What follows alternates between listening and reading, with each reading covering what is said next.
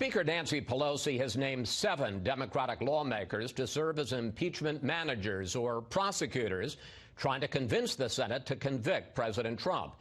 Joining us now from New York, a member of that team, Congressman Hakeem Jeffries, and welcome back to Fox News Sunday. Good morning, Chris. The White House defense team last night sent out their responses to the articles of impeachment, calling impeachment a dangerous attack on the right of the American people to freely choose their president. This is a brazen and unlawful attempt to overturn the results of the 2016 election and interfere with the 2020 election, now just months away.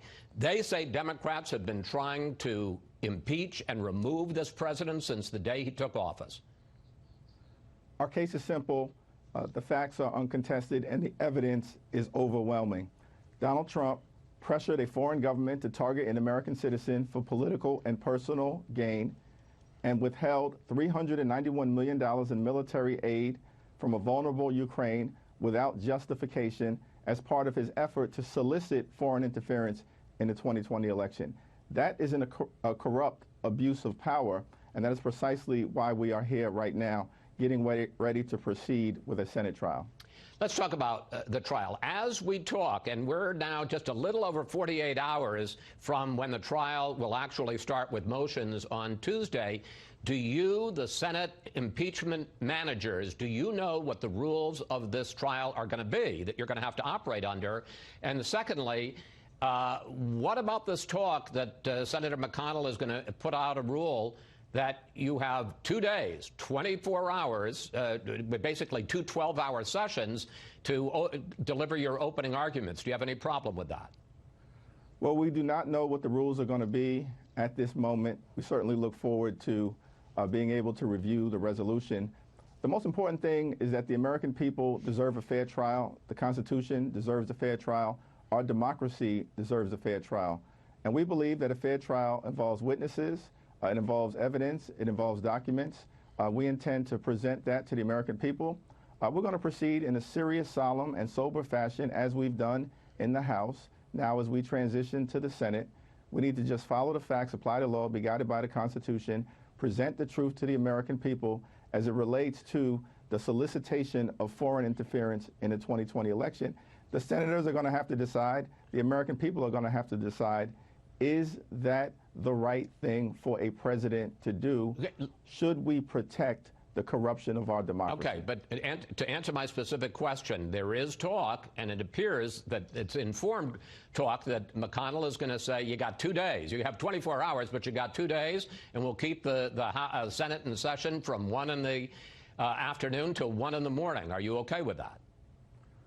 Well, again, I don't want to speculate as it relates to what the resolution may look like, because Senator McConnell hasn't presented that resolution. And ultimately, the decision will be made by the 100 senators, all of whom have sworn an oath to be impartial. We certainly hope that they conduct themselves in that fashion.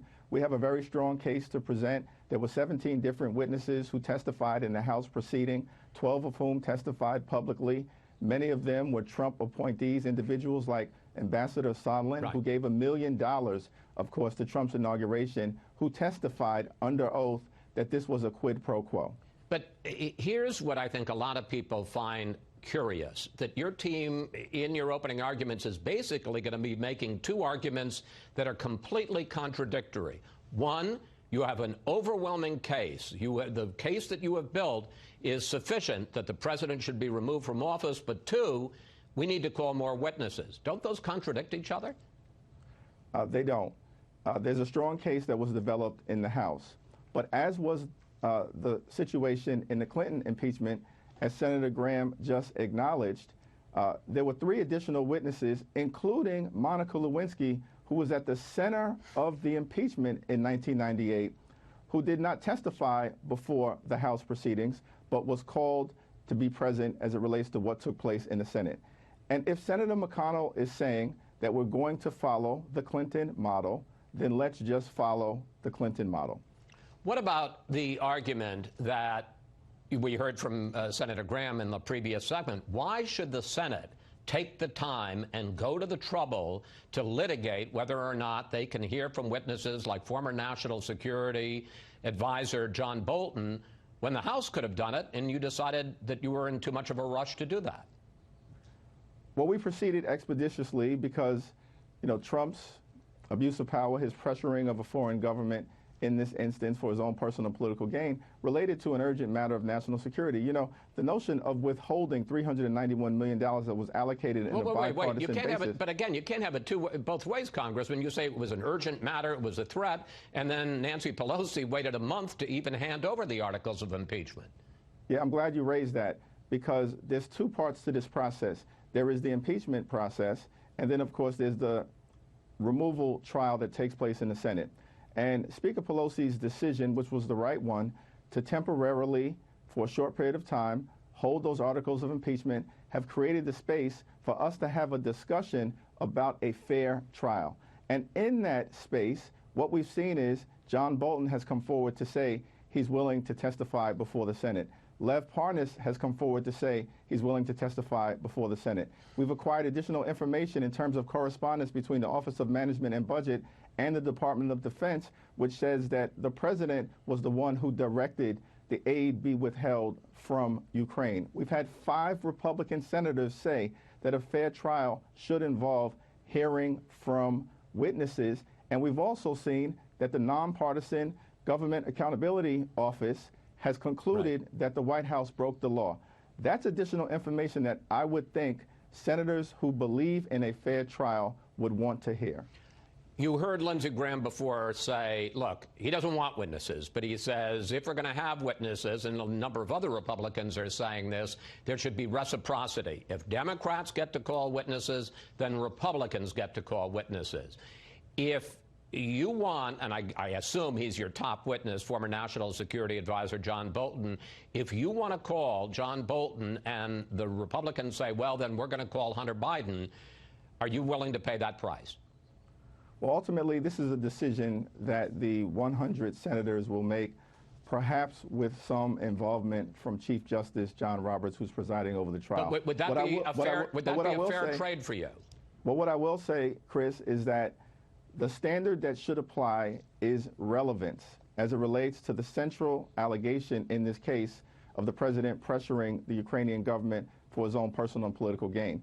What I would think is relevant is the fact that in 2017, the Trump administration allocated $150 million in military aid to Ukraine, and allegedly there were no concerns with corruption in Ukraine.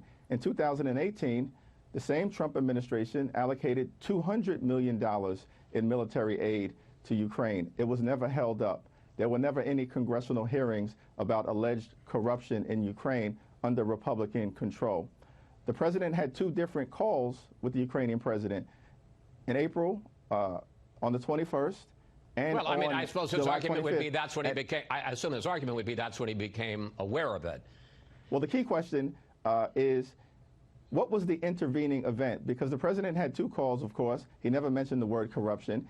In May of 2019, the Department of Defense, Trump's Department of Defense, indicated in a letter to Congress that all necessary preconditions for the receipt of the aid had been met, including the implementation of anti-corruption reforms by the Ukrainian government. Right. It seems that the intervening event may have been the announcement by Joe Biden that he was running for president. Okay. One final question, and that is House Speaker Pelosi, who's been saying for weeks that she takes no joy in the impeachment of Donald Trump. She used the words that you've used, solemn, sober, serious. Here she is.